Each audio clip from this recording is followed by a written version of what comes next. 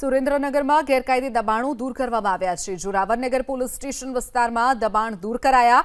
Police બંદોબસ્ત સાથે ગેરકાયદે મકાનોને તોડી પાડવામાં આવ્યા છે। સુરેન્દ્રનગરમાં ગેરકાયદે દબાણો દૂર કરવાની કાર્યવાહી કરવામાં આવી છે। સુરેન્દ્રનગરમાં જે ગેરકાયદે દબાણો હતા તેને દૂર કરવામાં આવ્યા છે। જોરાવરનગરના આ ગેરકાયદે મકાનો ઉપર બુલડોઝર ફેરવી દેવામાં આવ્યું છે। પોલીસ બંદોબસ્ત સાથે આ મકાનો તોડવા માટે પ્રશાસનની ટીમ પહોંચી હતી। કોઈ પ્રકારની અનિચ્છનીય બનાવ ન બને તેને લઈ અને પોલીસનો ચુસ્ત બંદોબસ્ત પણ રાખવામાં આવ્યો હતો।